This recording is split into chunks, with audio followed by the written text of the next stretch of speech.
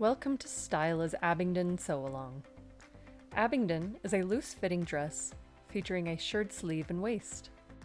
Seam allowances are a 1/2 inch or 1.6 centimeters unless otherwise stated. Before beginning, be sure that all of your pieces have been prepped according to the instructions on the pattern. This includes stay stitching the necklines and adding the shirring guidelines onto your dress and sleeves. On one sleeve, fold the bottom raw edge of the sleeve a 1/4 inch or 0.6 centimeters wrong sides together. Press to create a memory crease. Fold again a 1/4 inch or 0.6 centimeters and press to create a second memory crease. This will make it easier to hem the sleeve in a future step.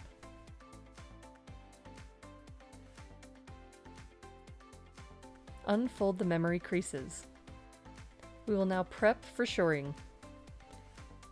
Using an empty bobbin case, insert the elastic thread through the bottom hole of the bobbin. Slowly start wrapping the elastic thread around the bobbin, making sure to evenly space out the thread. The elastic thread should not be stretched as it is wrapped around the bobbin. Stretching the thread will reduce the tension needed for shirring. The elastic thread should only be pulled taut enough that it keeps its place on the bobbin. Place the bobbin inside the sewing machine, leaving the thread end loose. Thread the upper thread with regular all-purpose thread. The elastic thread is only used in the bobbin. Adjust the top thread tension to 7 and choose a straight stitch with the longest stitch length. The top thread tension may need adjusting.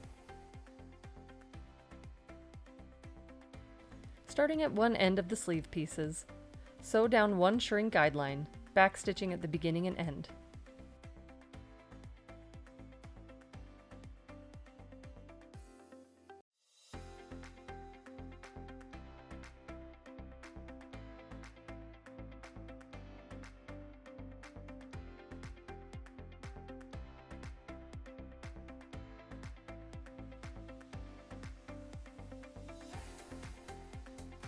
For the second shirring line, gently stretch the fabric so that the fabric is flat and not gathered while sewing.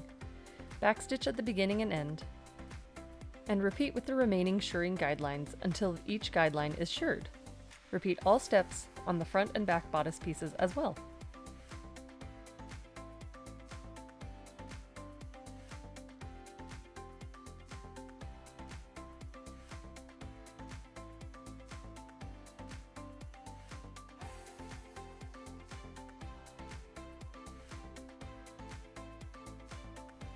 Using the steam setting, hover the iron over the shirred lines about 1 inch or 0.2 centimeters. The steam will help to shrink and gather the shirring.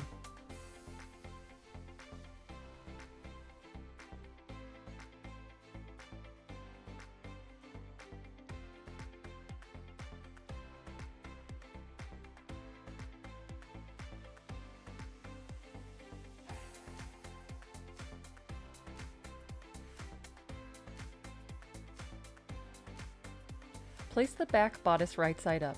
Place the front bodice on top, right sides together. Align the shoulders and arm curve. Sew to attach the shoulders.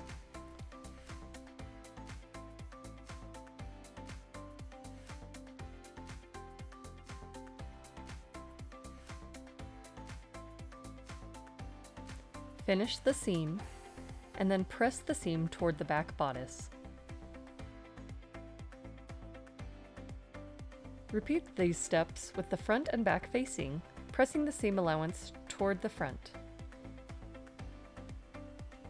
It is recommended to finish the outer edge of the facing.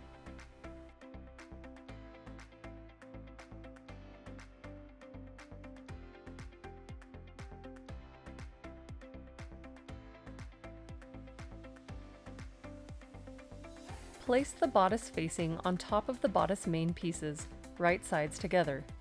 Align the neck curves and nest the shoulder seams. Pin or clip to secure.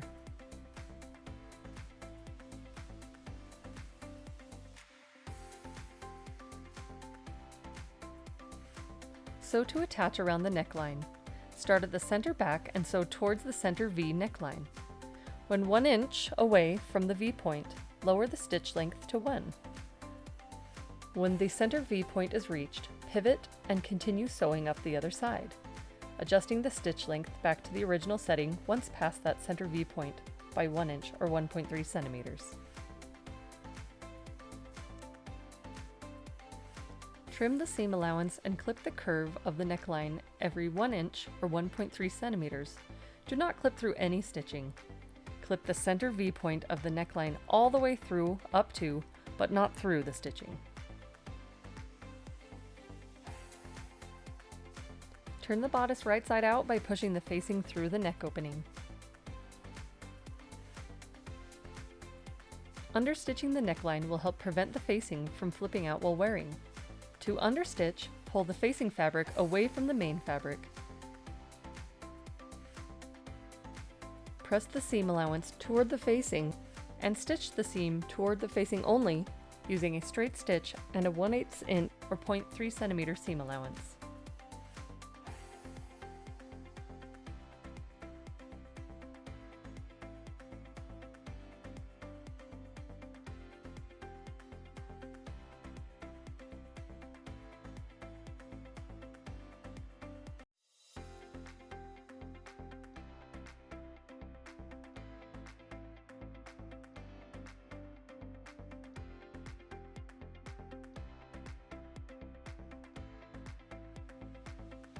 It is recommended to stitch in the ditch along the shoulder seams to secure the facing in place.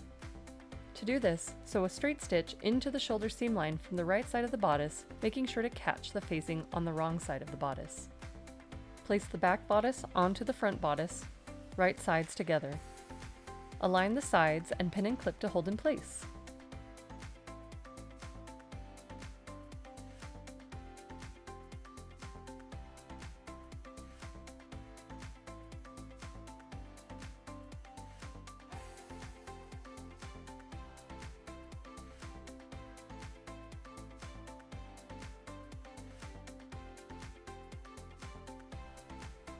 Sew to attach, and then finish the seams.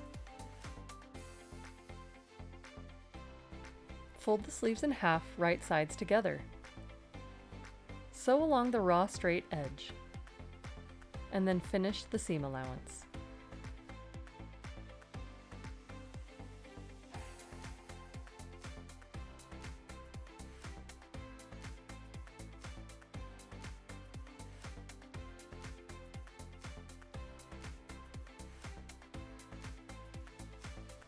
Refold the memory creases and hem the sleeve with a straight stitch and a 1/8 inch or 0.3 centimeter seam allowance from the raw edge.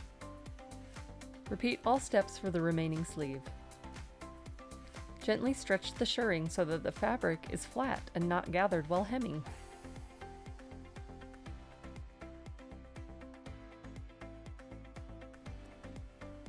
Sew a gathering stitch 3/8 of an inch or 1 centimeter from the rounded sleeve cap edge in between the notches provided.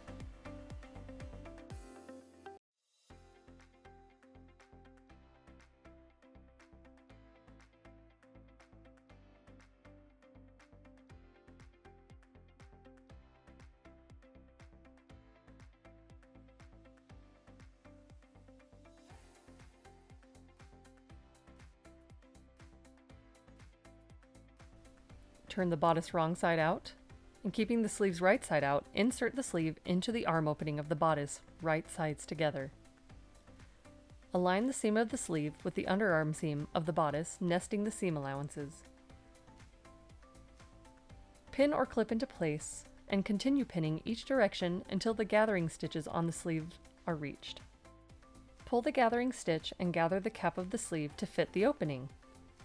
Pin or clip into place, and sew to attach the sleeve to the bodice. Finish the seam.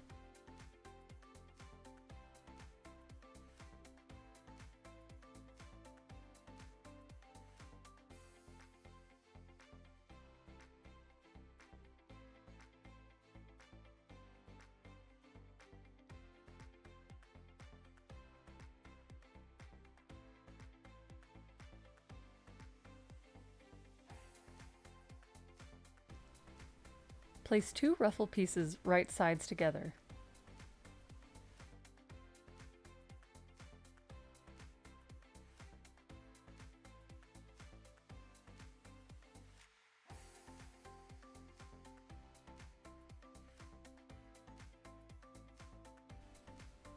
Sew at the short ends using a 1/2 inch or 1.3 centimeter seam allowance, and finish the seams.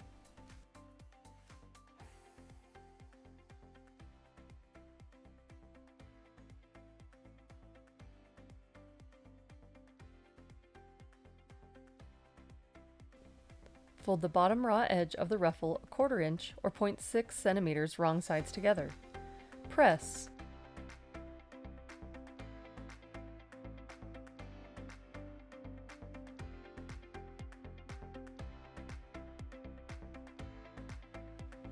And then fold it another 1/4 inch or 0.6 centimeters.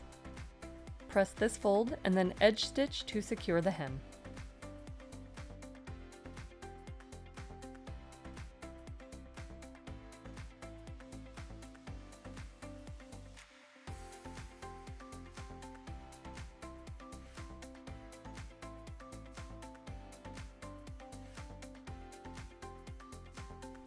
Sew a gathering stitch along the top raw circumference of the ruffle.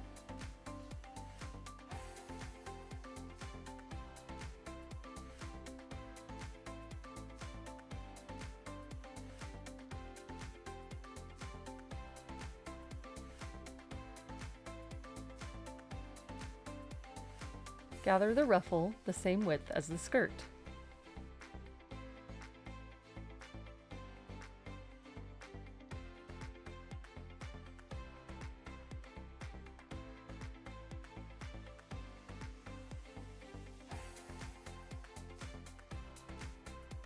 Keeping the skirt right side out and the ruffle wrong side out, slide the ruffle over the hem of the skirt, right sides together.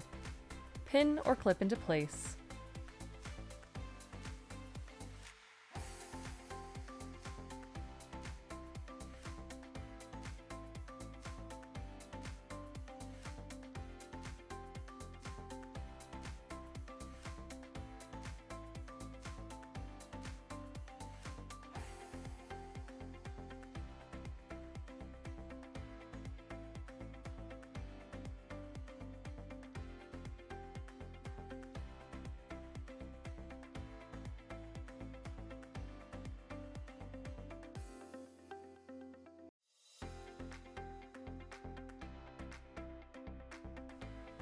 Sew to attach and then finish the seam.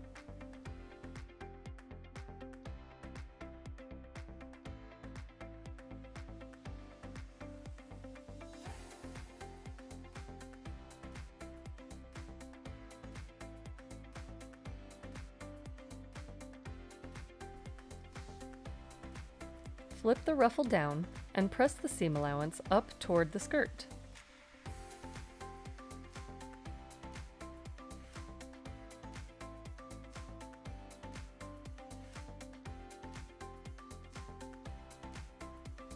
Top stitch the skirt 1/8 of an inch or 0.6 centimeters above the ruffle seam, catching the seam allowance in the stitching on the wrong side. The Abingdon dress is now complete. Thank you for sewing along with us at Styla Patterns, and we hope to see you next time.